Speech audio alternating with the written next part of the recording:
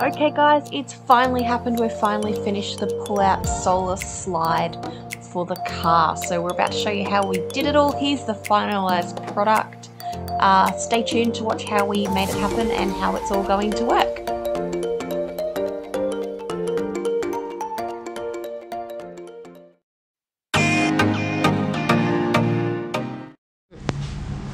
Okay, first up we have our hardcore solar panels. We have 3 of these.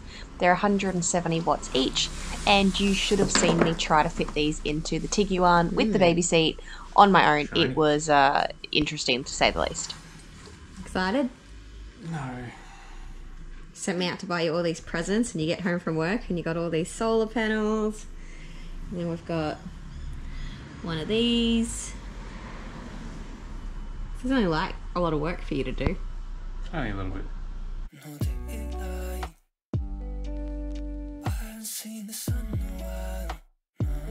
Alright, so what are you doing today? Well, for the last 2 days we've been building a frame to put our solar system on. It's kind of a bit overboard for what we really need in a ute, but we're putting 370 watt panels on top of the roof, which would be easy, but I want to take a rooftop tinny with me, so with the tinny on there, solar's going to be useless when we stop. So at the moment we're making a draw slide to slide all the panels out from under the tinny when we come to a stop. Have a look. So that there is going to slide out from under the car, like under the tinny, and yeah, big project for a bit of solar. So what have you used to make it? Majority of it's 50 by 30 box section with some angles to support the solar panels and some T-pieces in the middle. We've got 1430 long draw slides from Dun & Watson. They actually weigh more than the frame does, but they'll extend it out far enough that it will actually come out from under the canopy. So the canopy is 1400 across on top, so it'll bring it right out from underneath everything, which is kind of what you need because solar doesn't like shade. Any bit of shade and you drop from full power down to about 30%, maybe less. Yeah, that's about it. Okay. All of them are around $60. Was this heaps cheaper than Bunnings? Oh yeah. I wouldn't say heaps cheaper. Oh, actually, yeah, half the price. Because that one bit that I bought, 3 metre length, was $70. And the lengths that I bought, they were saying between $50 and $60 for 6.5 metres. So like less than half the price. If we've got this much through Bunnings, it would have cost us close to $1,000.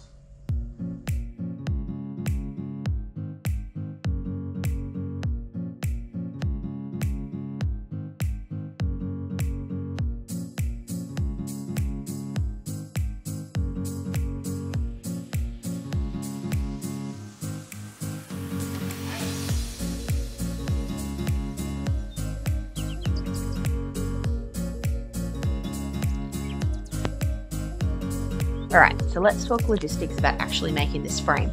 We didn't actually get any footage of it being made up because I was at home with Hudson and Dion went to his friend's house to do it, as his friend has the particular type of welder needed to do alloy.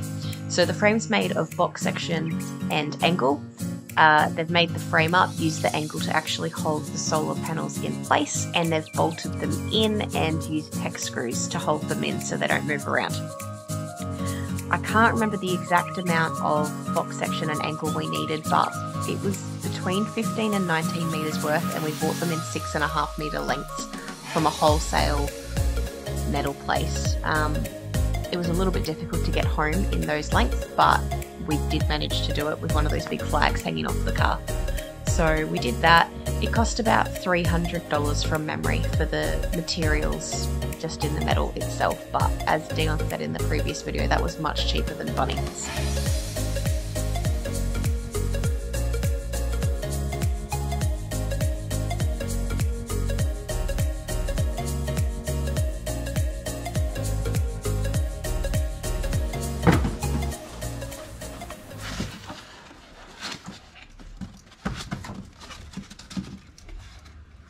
gonna drive, DC to DC charger.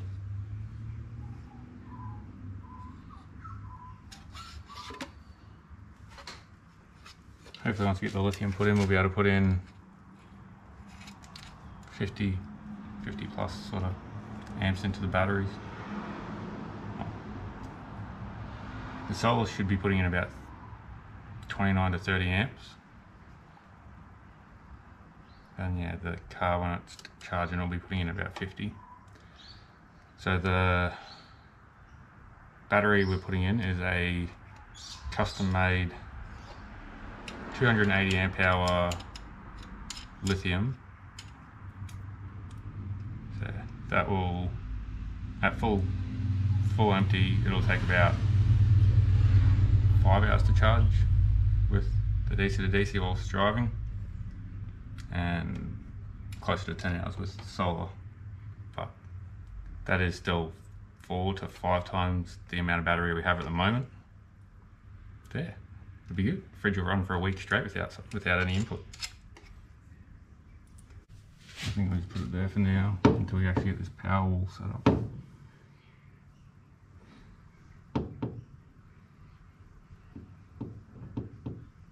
I can run solar in through there and the DC to DC in.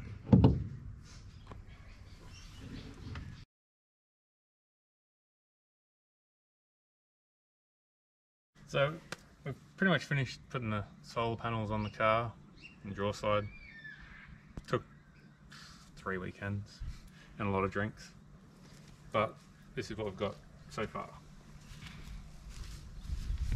Got 370 watt panels, all hardwired in.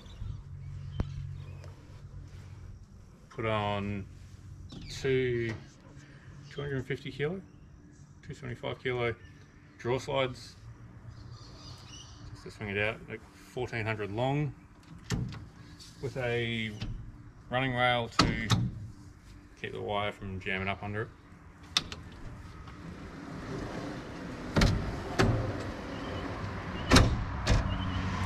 Pretty good. That frame.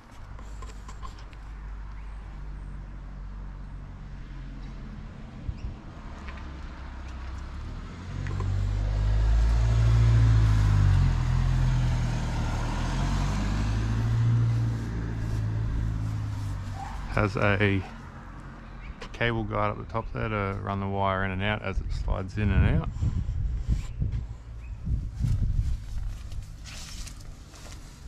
Does the job.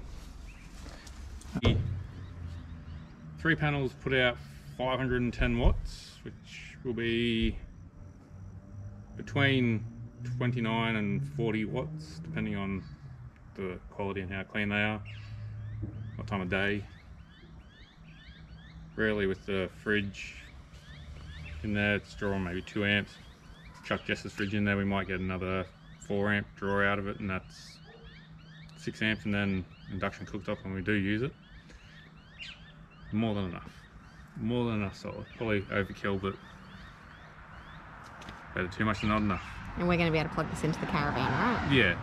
So I'm going to have a secondary lead coming off the panels so I can run to the caravan if it's parked under the trees in the shade and we need more solar. I can plug this into the same system in the caravan and then it will run the caravan. Good fun.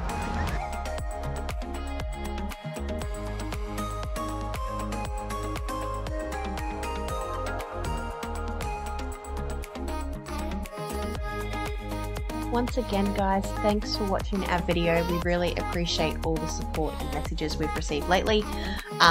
I know a few of you have been really looking forward to this one, so here it is. Really happy to get it out there and show you what we've done. We're quite proud of the work, and obviously Dion's done a fantastic job designing it and making it all come to life.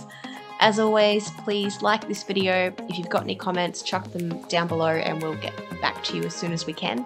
And please subscribe if you'd like to keep up to date with what we're doing. We do always have more videos in the pipeworks as we get closer and closer to actually leaving for our trip. So subscribe and press the little notification button so when we upload new videos, you'll be the first to know. Thanks, bye.